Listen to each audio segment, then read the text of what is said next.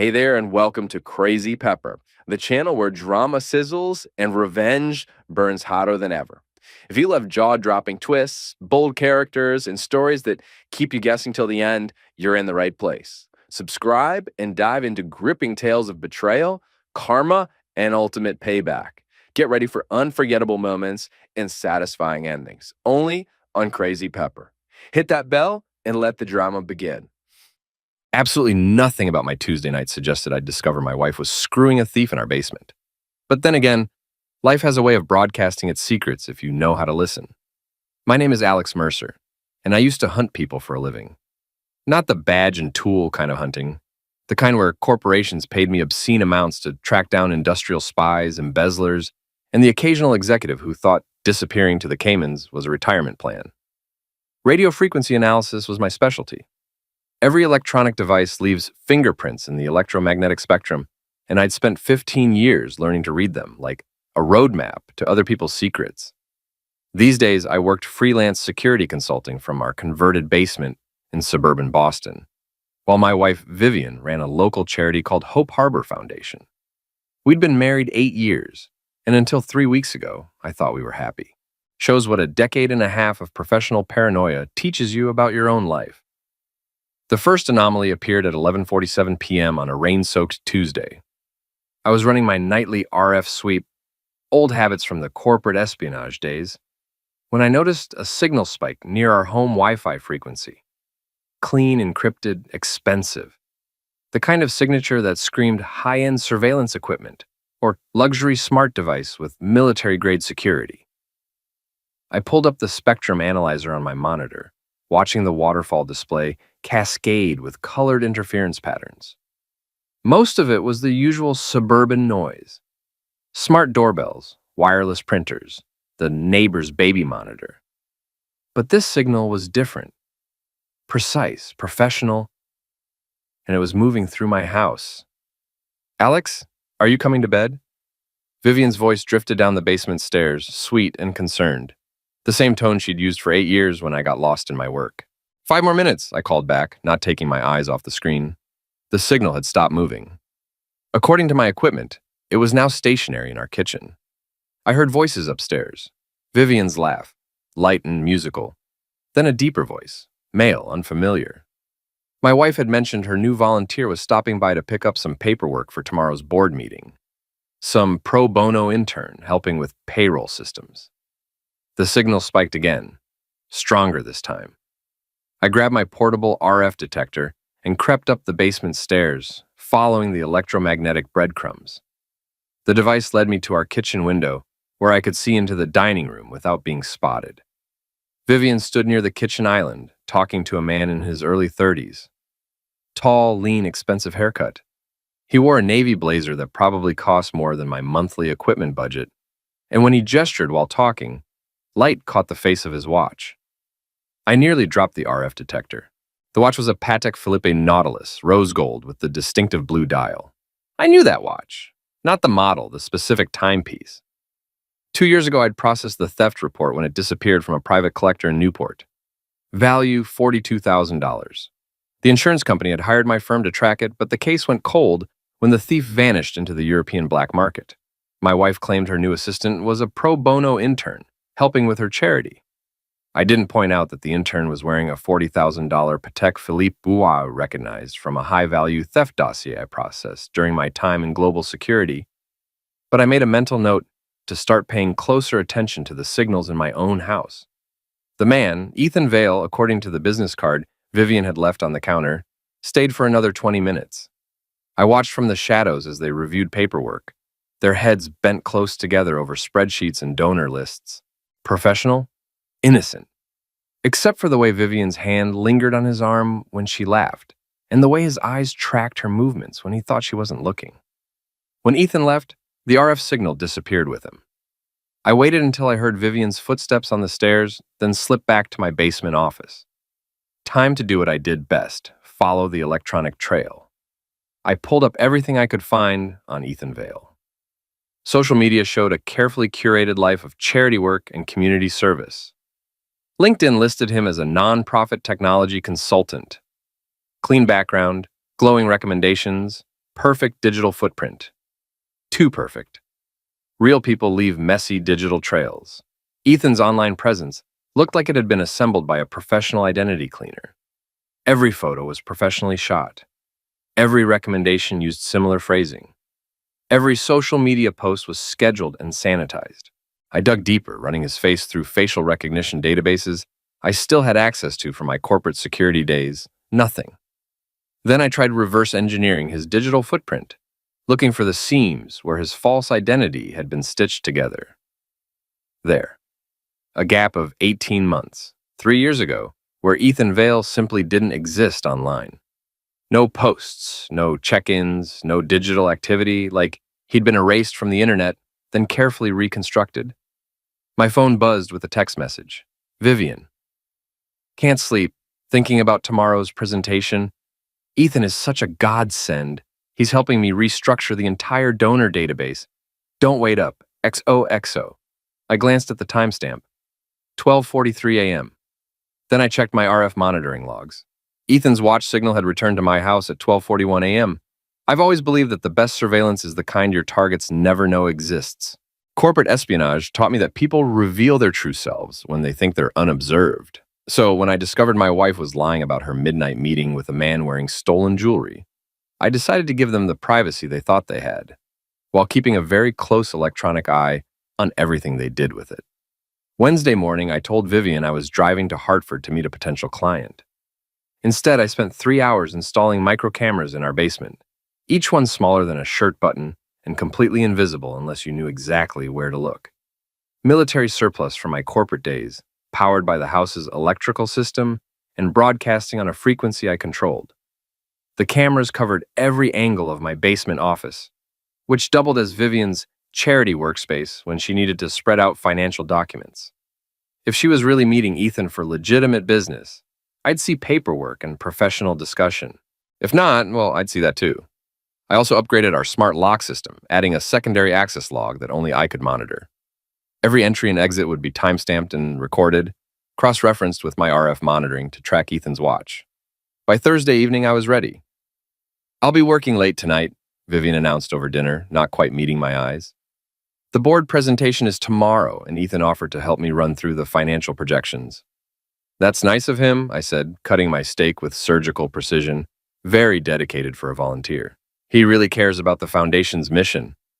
Vivian's voice had that bright artificial quality she used when she was nervous. Some people are just naturally generous. I thought about the $42,000 stolen watch and nodded. Generosity is such an attractive quality. At 11:30 p.m., I was in my car 3 blocks away, monitoring the basement cameras on my tablet. The smart lock log showed Vivian had entered the basement at 11:22.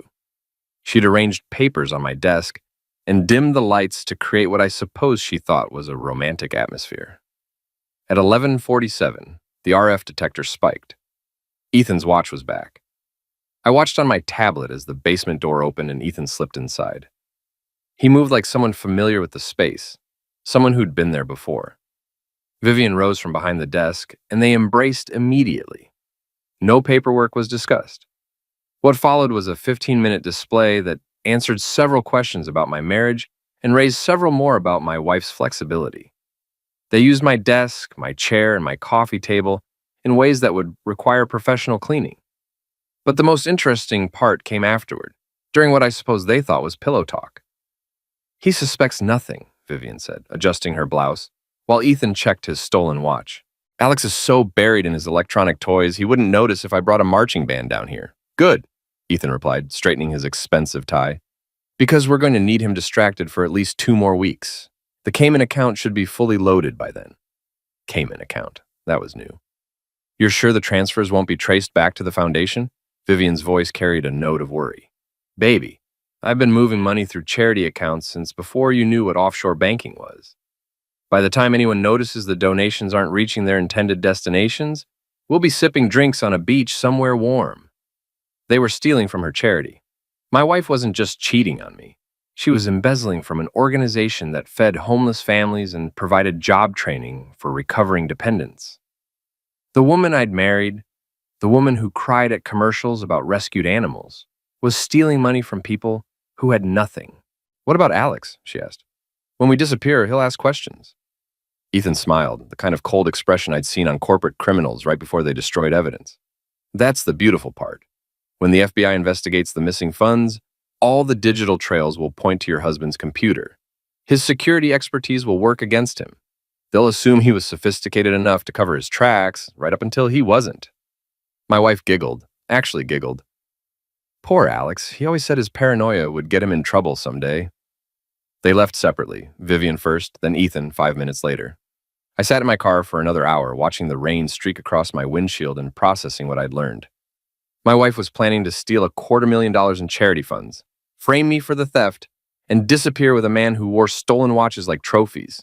In 2 weeks, I'd wake up to FBI agents at my door and a wife who'd vanished into the Caribbean. Unless, of course, I did something about it first. I'd spent 15 years hunting criminals for corporations that could afford my services. Now it was time to hunt some criminals for myself. Pro bono, you might say. After all, I'd always been naturally generous. Friday night, I decided to introduce myself properly to Ethan Vale. Not as Alex Mercer, suspicious husband, but as Marcus Gregory, private collector of luxury timepieces with more money than sense and fewer morals than questions. The persona took me 3 hours to construct. Marcus Gregory existed in the gray areas of high-end acquisitions, the kind of buyer who paid cash for watches that might have complicated provenance. I'd used similar identities during corporate investigations when I needed to infiltrate networks of industrial thieves and corporate spies. I knew from my surveillance that Ethan frequented the Red Circle, a downtown club where Boston's young professionals went to spend money they couldn't afford on drinks that weren't worth it. The kind of place where a man with a stolen watch might look for buyers who wouldn't ask uncomfortable questions. The club was everything I'd expected.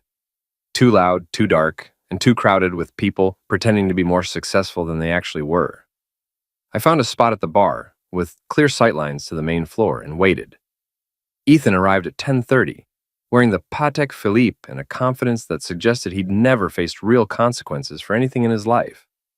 He moved through the crowd like he owned it, buying drinks for women half his age and laughing too loud at his own jokes. I waited until he was alone at the bar, then made my approach.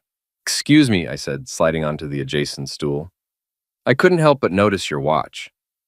Patek Philippe Nautilus, rose gold. Beautiful piece."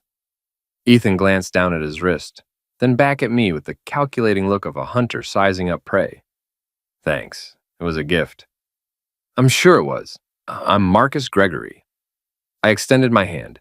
"I collect vintage timepieces, always looking for interesting additions to my collection."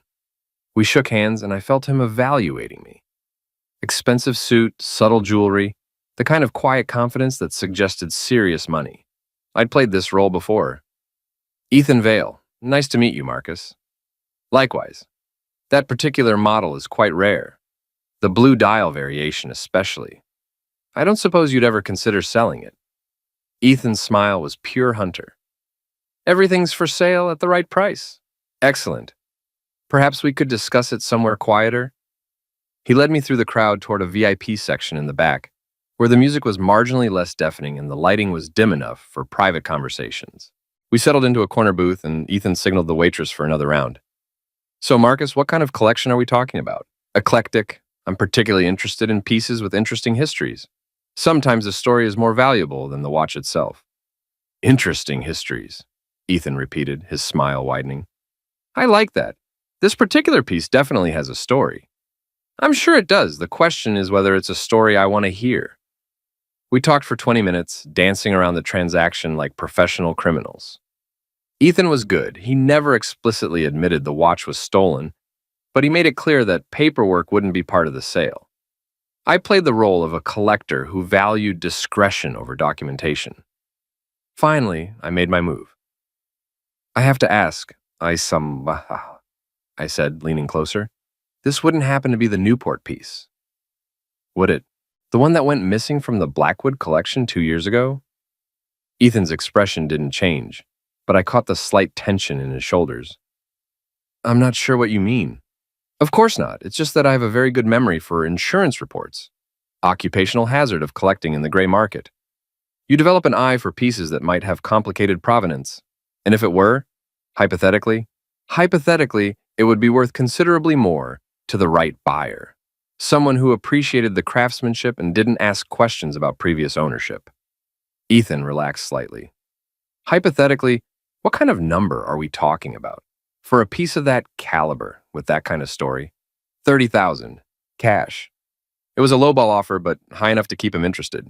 Ethan was clearly calculating, weighing the risk of holding onto stolen property against the appeal of quick cash.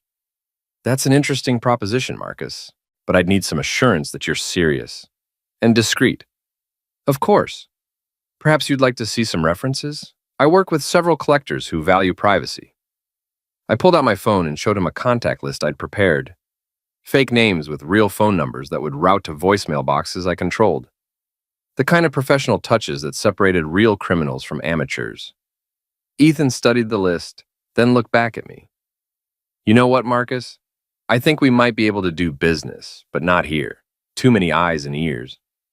Agreed. Did you have somewhere in mind? There's a parking garage 2 blocks south, level 3, northwest corner. Quiet, private. We could meet there tomorrow night, say 11 o'clock. I pretended to consider it, then nodded. That works. Should I bring the cash? Bring half. We'll complete the transaction when I'm satisfied you're legitimate. We shook hands again, and I felt the weight of his stolen watch against my palm.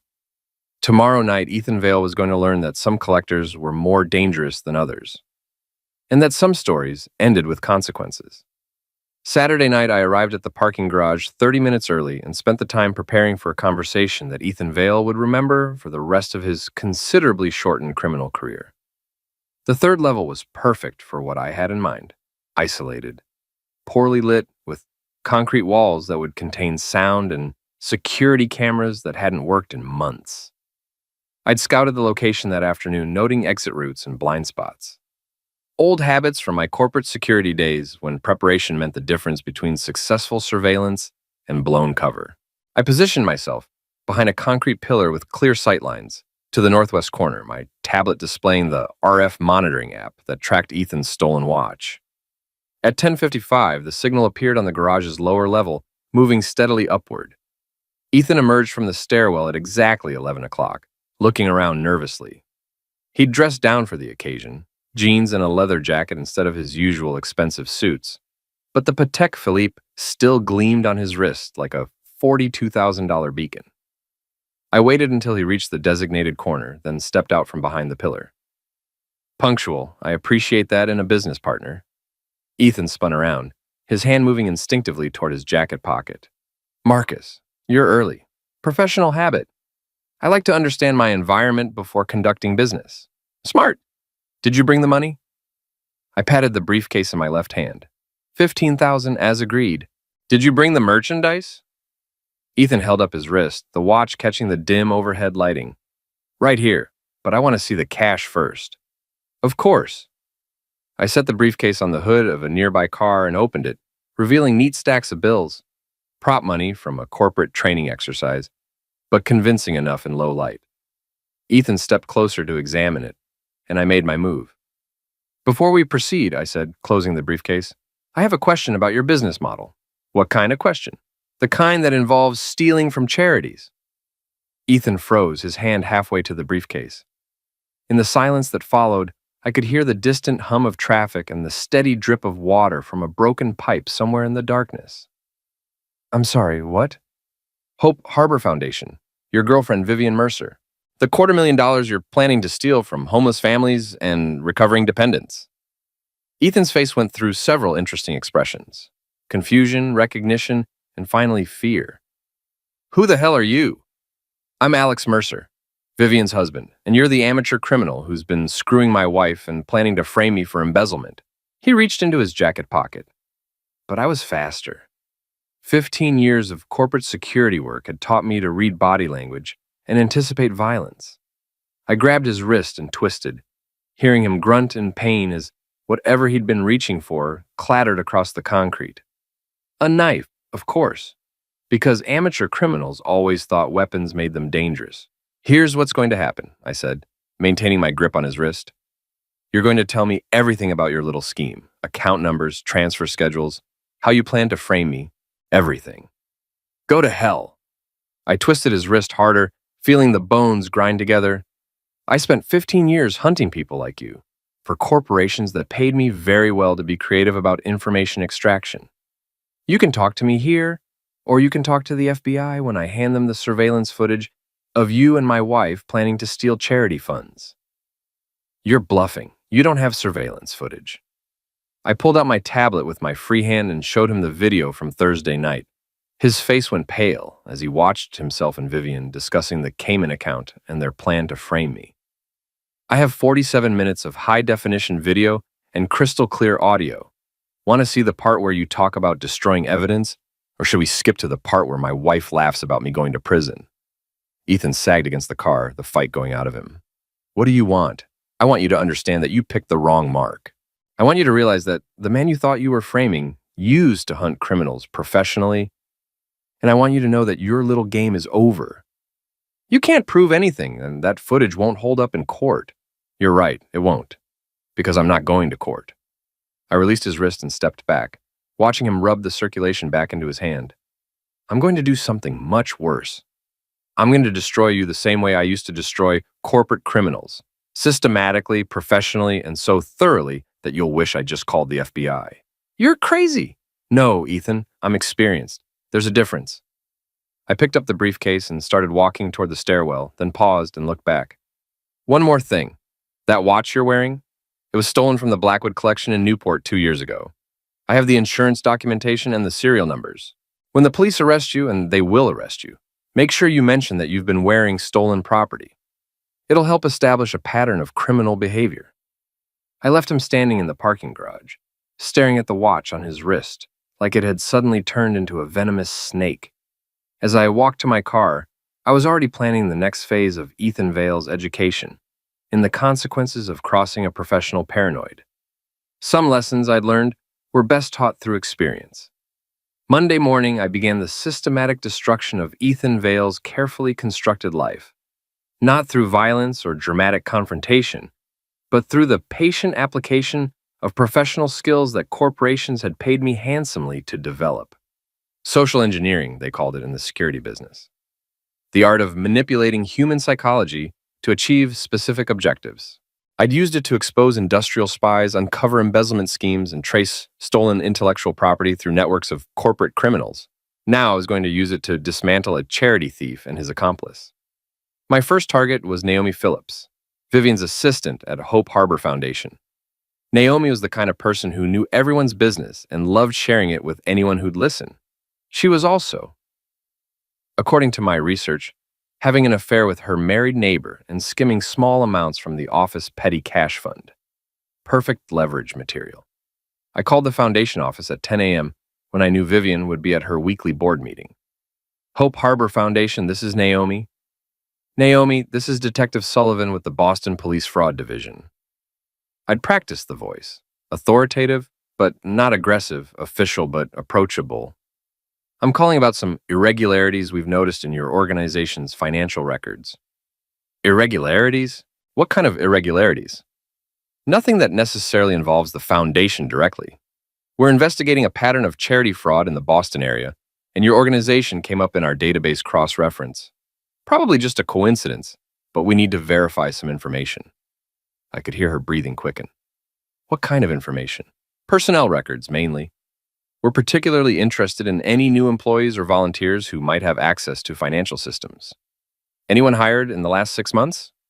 Well, we have a new technology consultant, Ethan Vale. He's been helping us upgrade our donor database. Ethan Vale. And he has access to financial records? He's been working on the payroll system integration.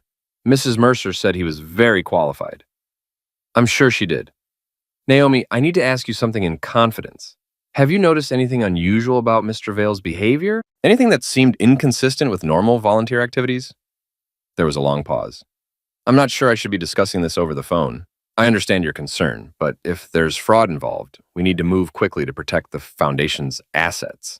Anything you've observed could be crucial. Well, he does work very late hours, and last week I saw him copying files to a personal drive.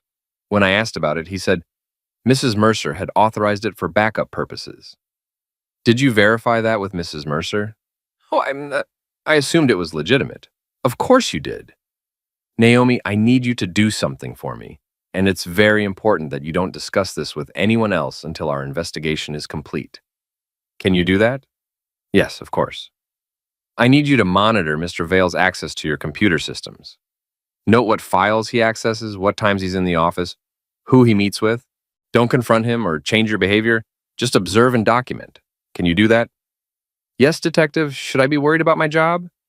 Not if you help us ensure that Hope Harbor's funds are properly protected. We'll be in touch soon. I hung up and immediately called Ethan's cell phone from a different number using a voice modulator app to disguise my identity. Ethan Vale. Mr. Vale, this is Agent Morrison with the FBI Financial Crimes Unit. We need to schedule a meeting to discuss some irregularities in the Hope Harbor Foundation's accounts. I'm sorry, what? FBI? We're investigating a pattern of charity fraud in the Boston area. Your name came up in our database as having access to the Foundation's financial systems. This is probably just routine verification, but we need to speak with you as soon as possible. I don't understand. I'm just a volunteer. Mr. Vale, I need to stress that this conversation is confidential. We have reason to believe that someone with inside access has been manipulating the Foundation's accounts. We need to determine whether you've observed any suspicious activity. Suspicious activity? Unauthorized transfers, duplicate payments, unusual account access patterns. Anything that might indicate embezzlement or fraud.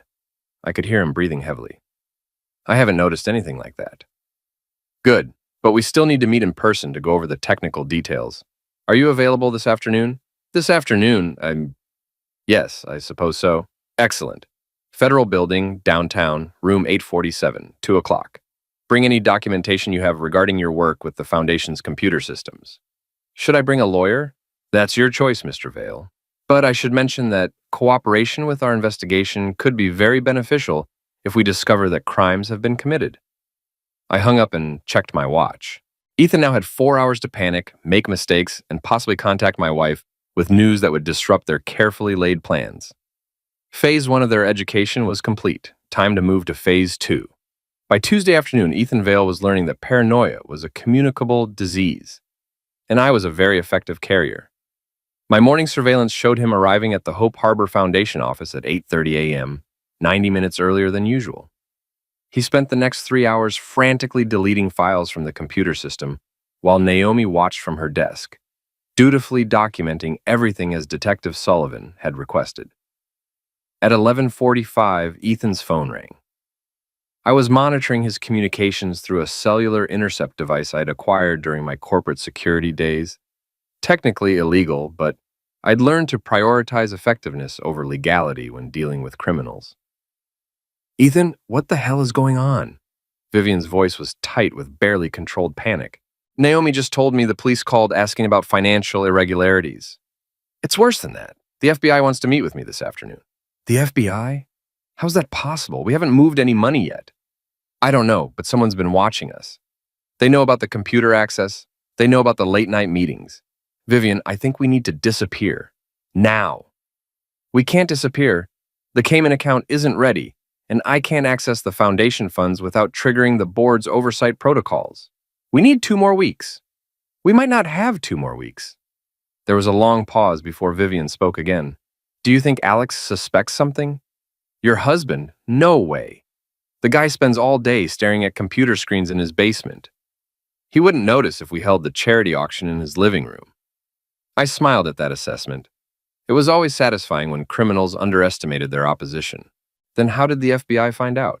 Maybe someone else is watching the foundation? Maybe they're investigating charity fraud in general, and we got caught in a sweep. I don't know, but I'm not sticking around to find out. Ethan, listen to me. You can't run.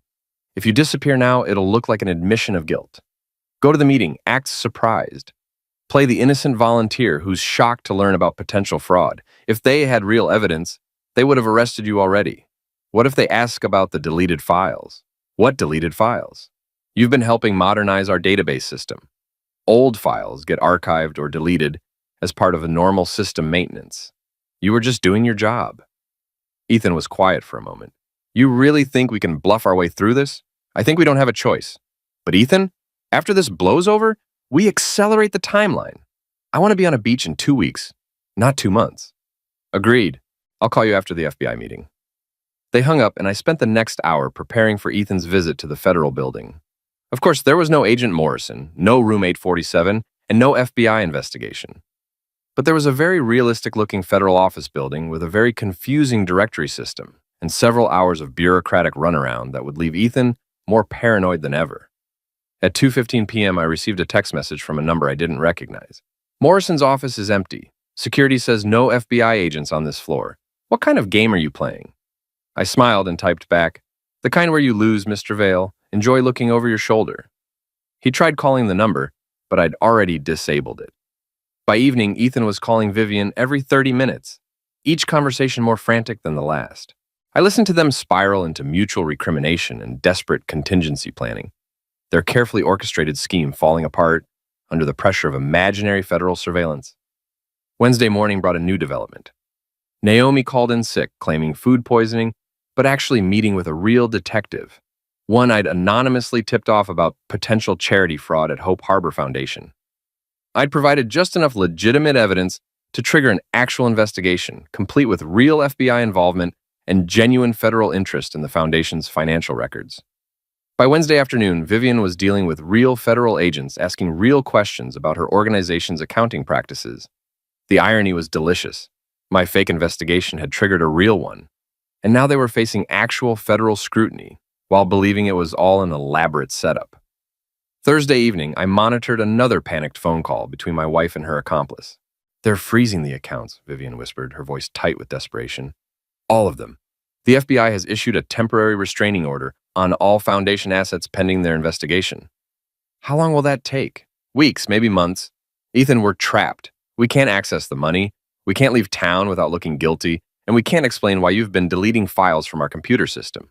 Maybe we should come clean. Tell them we were planning to steal the money but hadn't actually done it yet. Are you insane? That's still conspiracy to commit fraud. We'd go to prison. We might go to prison anyway. Not if we're smart. Not if we find a way to shift the blame. I leaned forward, interested to hear how they plan to escape their self-created trap. What do you mean? I mean we stick to the original plan. We make Alex look guilty, plant evidence on his computer, create a trail that shows he was embezzling foundation funds through the database access you helped him establish. But the FBI is already investigating us. No, they're investigating the foundation. If we can show that Alex was the one manipulating the accounts, they'll focus on him instead of us. We become sufferers instead of suspects. It was a desperate plan, but desperate criminals often made the most dangerous moves. Time to remind them that they weren't the only ones who could play dirty. Time for Phase 3. Friday night, I decided it was time for Ethan Vale and my wife to understand exactly who they'd been trying to outsmart. The basement meeting they'd planned for midnight would proceed as scheduled. They just wouldn't be the only ones in attendance. I spent the afternoon installing additional surveillance equipment, including audio pickups sensitive enough to record whispered conversations and motion detectors that would alert me the moment either of them entered the house. By evening, my basement office had been transformed into a comprehensive monitoring station that would have impressed my former corporate clients. At 11:30 p.m., I positioned myself in my car 3 blocks away, watching the feeds from multiple cameras while recording everything to encrypted storage drives. The evidence I was about to collect would end their scheme permanently and provide me with leverage for the final phase of their education. Vivian entered the basement at 11:45, carrying a laptop bag and a manila folder thick with documents. She moved quickly, spreading papers across my desk and connecting her laptop to my computer system. I watched her navigate through financial records, donor databases, and account access logs, building what she clearly believed was evidence of my guilt. Ethan arrived at midnight, slipping through the basement door like a man accustomed to criminal activity.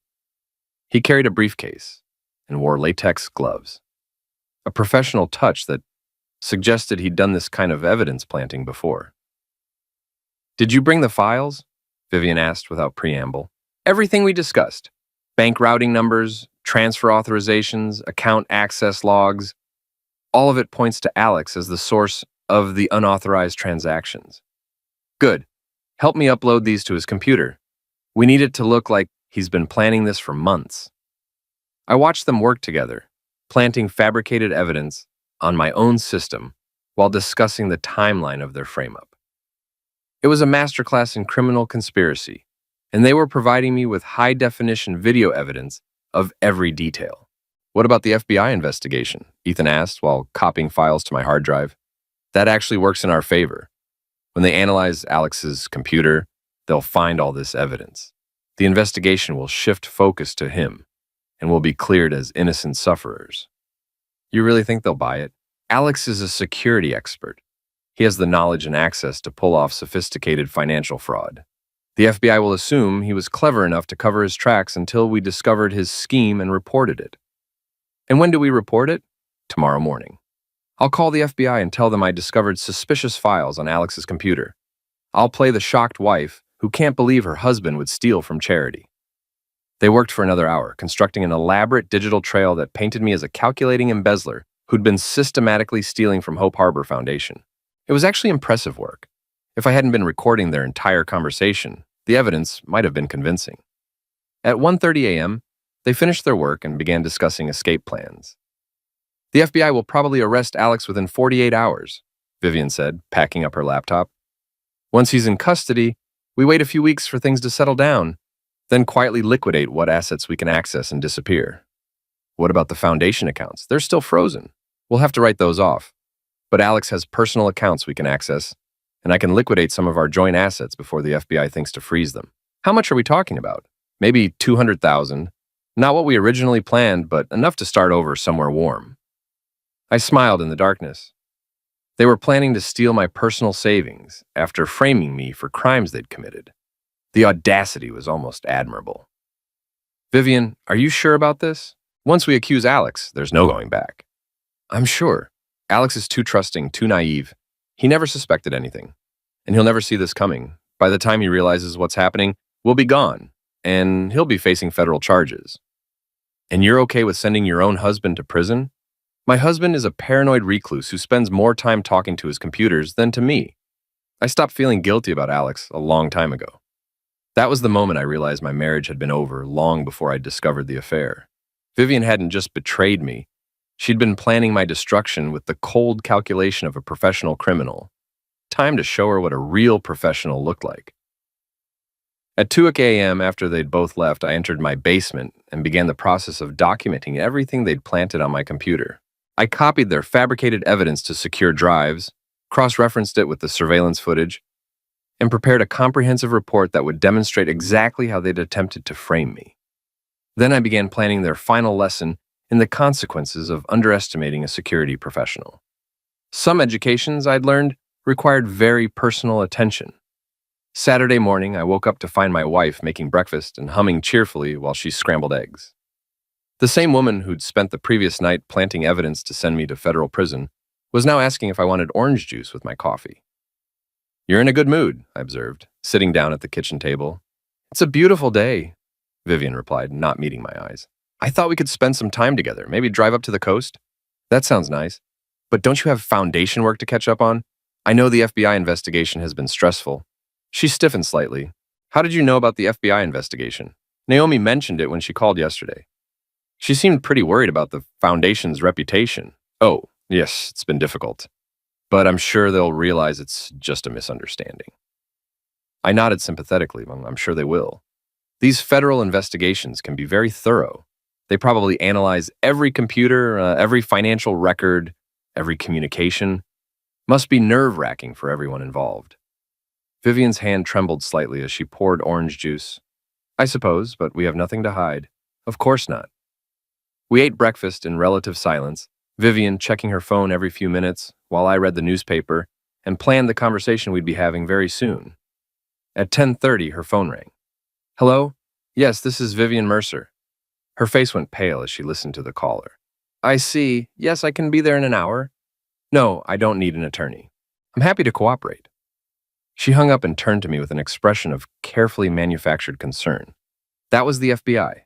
They want to ask me some additional questions about the Foundation's computer systems. That seems reasonable. I'm sure you'll be able to clear up any confusion.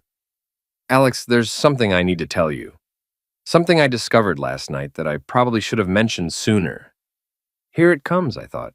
The performance of a lifetime. What is it? I was working late in your office, and I noticed some files on your computer that seemed unusual. Financial records from the foundation, account numbers, transfer authorizations. I probably should have asked you about them, but with the FBI investigation, I thought maybe I should mention them to the agents. She delivered the lines perfectly, concerned wife, reluctant to suspect her husband, but duty-bound to report suspicious activity. If I hadn't watched her plant the evidence herself, I might have been impressed by the performance. That does sound unusual, I said carefully. What kind of files? Bank routing numbers, donor account information, things like that. Alex, you don't have any reason to access Foundation financial records, do you? Not that I can think of, although what? Well, Ethan has been using my computer sometimes when he works late. Maybe he left some files behind by accident. Vivian's expression flickered, just for a moment, before she regained control. Ethan, why would he use your computer? He mentioned that his laptop was having problems with the Foundation's network connection. I told him he could use my system if he needed to access files remotely, to help with the database upgrades. I don't remember you mentioning that. I probably forgot, but it would explain why Foundation files are on my computer. Maybe you should mention that to the FBI. Yes, maybe I should. She left for her FBI interview 30 minutes later, and I spent the time preparing for the next phase of their education. By now, Ethan would be panicking about the federal investigation. Vivian would be trying to maintain her cover story, and both of them would be realizing that their carefully planned frame-up was becoming more complicated than they'd anticipated. At 2:00 p.m., I received a call from Vivian. Alex, something terrible has happened. The FBI thinks you might be involved in the Foundation fraud. They want to search our house and examine your computer. What? That's ridiculous. Why would they think I'm involved? The files I found on your computer. They think you might have been accessing Foundation accounts without authorization. But I told you, those were probably Ethan's files. I mentioned that, but they want to investigate further. Alex, they're getting a search warrant. They'll be here in a few hours. Should I call a lawyer? I don't know, maybe. Alex, I'm scared. What if they arrest you? The concern in her voice was almost convincing. Almost. Don't worry, I said. If I haven't done anything wrong, they'll figure that out eventually. I hope so. I'll be home soon. I hung up and smiled. The FBI was indeed getting a search warrant, but not for the reasons Vivian believed. My anonymous tip about evidence tampering and conspiracy to commit fraud had triggered a much more comprehensive investigation than either of them realized. When they searched my computer, they'd find the planted evidence, but they'd also find the surveillance footage showing exactly who had planted it, along with audio recordings of every conversation between Vivian and Ethan discussing their scheme. Sometimes the best trap was the one your targets built for themselves. The FBI arrived at 4:30 p.m. with a search warrant, 3 agents, and a digital forensics specialist who looked like she could disassemble my computer with her eyes closed. I welcomed them politely and offered coffee while they explained the scope of their investigation. Mr. Mercer, said Agent Sarah Gregory, the lead investigator, we're examining potential financial irregularities at Hope Harbor Foundation. We understand you've had access to the Foundation's computer systems. Limited access, I replied, which was technically true. My wife occasionally works from my home office, and her volunteer coordinator has used my computer when his laptop had connectivity issues. Volunteer coordinator? Ethan Vale. He's been helping upgrade the Foundation's database systems. Agent Gregory exchanged glances with her partner. Mr. Mercer, we need to examine your computer equipment and any files related to Hope Harbor Foundation. We also need to ask you some questions about your background and expertise. Of course, I should mention that I'm a former security consultant. I specialized in corporate fraud investigation and digital forensics. Interesting. What kind of corporate fraud? Embezzlement, industrial espionage, identity theft. I worked for Fortune 500 companies tracking down employees who stole intellectual property or manipulated financial systems. Agent Gregory's expression sharpened. So you'd know how to detect financial fraud? And how to commit it, if that's what you're asking. But I'd also know how to cover my tracks better than whoever you're investigating. The forensics specialist, Agent Martinez, was already examining my computer setup. This is sophisticated equipment, professional-grade surveillance and analysis tools. Occupational carryover, old habits from my corporate security days. Mr. Mercer, Agent Gregory said, we're going to need you to step aside while we image your hard drives and examine your files. This could take several hours. Take all the time you need. But, Agent Gregory, you should know that I've been conducting my own investigation into potential fraud at my wife's foundation. The room went very quiet. What kind of investigation? The kind that involves surveillance footage, financial analysis, and recorded conversations. The kind that documents conspiracy to commit fraud, evidence tampering, and an attempted frame-up of an innocent party. I handed her an encrypted drive. Everything's on there: video, audio, financial records, communication intercepts, 47 hours of surveillance documenting the entire scheme. Agent Gregory stared at the drive like it might explode. Mercer, are you telling me you've been conducting unauthorized surveillance? I'm telling you that I discovered my wife and her accomplice planning to steal charity funds and frame me for the theft. Everything I collected was gathered from my own property using equipment I legally own. And you didn't think to contact law enforcement? I considered it, but I wanted to make sure I had comprehensive evidence before making accusations against my wife. Also, I was curious to see how far they'd go. Agent Martinez looked up from my computer. Agent Gregory, you need to see this. He's got surveillance cameras throughout the house, and the footage is comprehensive. How comprehensive? I smiled. Comprehensive enough to show you exactly who planted fabricated evidence on my computer last night and why they did it. The next 3 hours were among the most satisfying of my professional career. I watched federal agents review surveillance footage of Vivian and Ethan planting evidence, listened to them analyze audio recordings of conspiracy planning, and explain the technical details of how two amateur criminals had tried to frame a professional fraud investigator. This is remarkable work, Agent Gregory said finally, but I have to ask, why didn't you stop them? You could have prevented the evidence planting. Because I wanted them to complete their crime. Conspiracy is harder to prove than evidence tampering. I needed them to actually plant the evidence and discuss their plans on record. You used yourself as bait. I used my professional expertise to document criminal activity. The fact that I was the intended sufferer made it personal, but the investigation was entirely professional. Agent Martinez was reviewing financial records on her laptop. The foundation accounts show no actual theft occurred.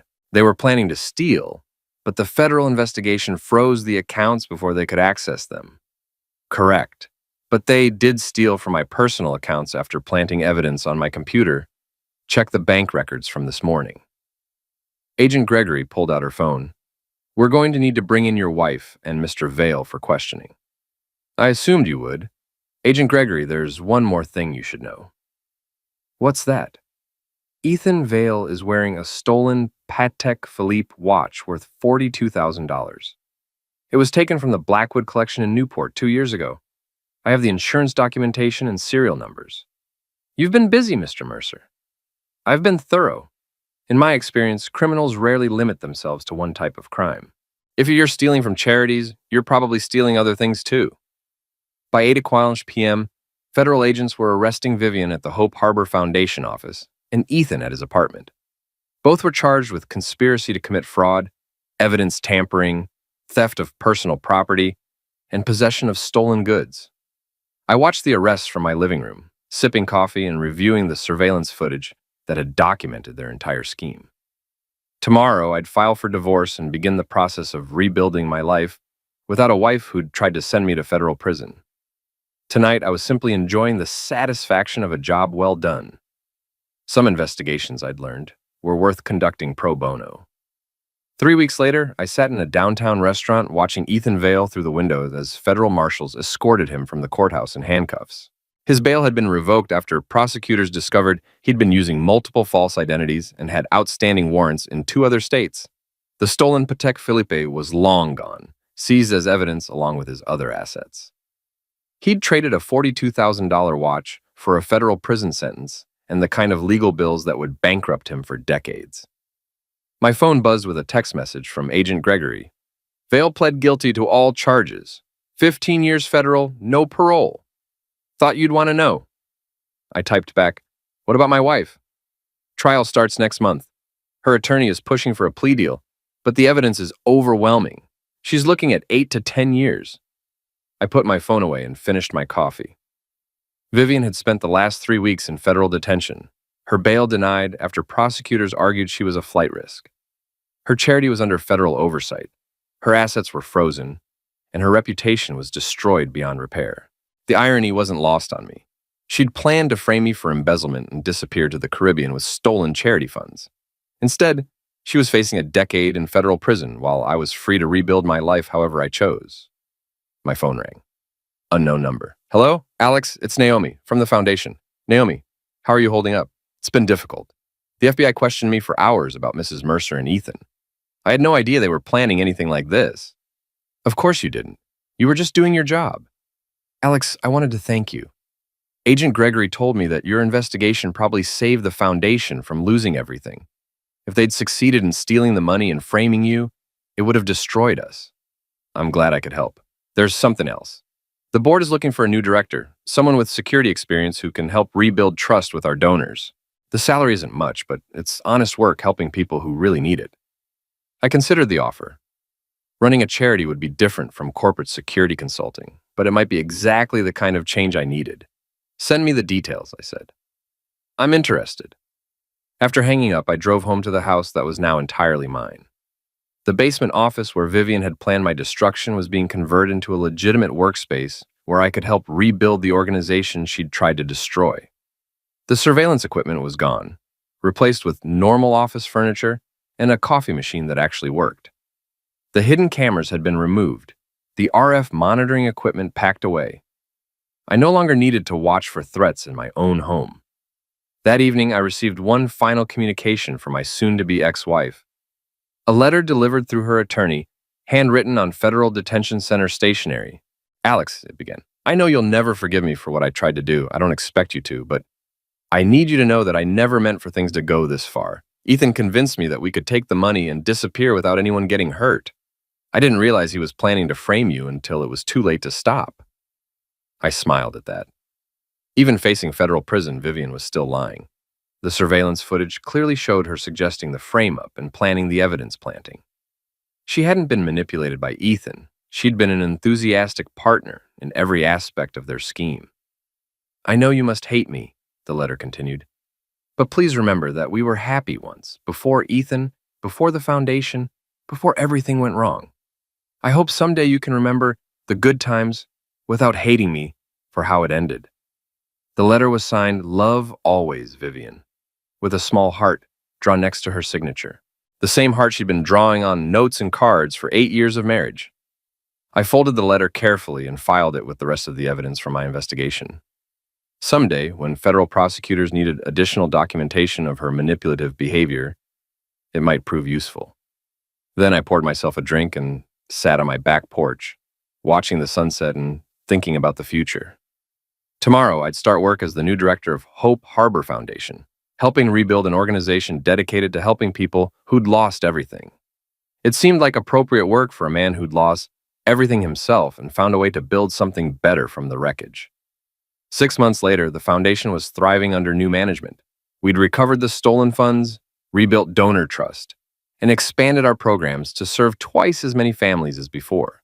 The board had given me complete authority over security and financial oversight, ensuring that no one would ever again be able to manipulate our systems for personal gain.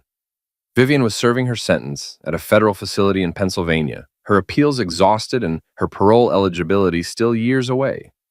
Ethan had been transferred to a maximum security prison after being involved in a fight with another inmate over commissary privileges. I never visited either of them. Some chapters, I'd learned, were best left closed. On a warm Tuesday evening in June, I was locking up the foundation office when my phone rang. Agent Gregory. Alex, I wanted to give you an update. We arrested 3 more people using the evidence from your investigation. 3 more? Turns out Ethan was part of a larger network of charity fraudsters. Your surveillance footage helped us identify his contacts and trace their operations across 4 states. We've recovered over $2 million in stolen funds. That's excellent news. There's something else. The FBI is starting a new task force focused on charity fraud. We could use someone with your expertise as a consultant. Interested?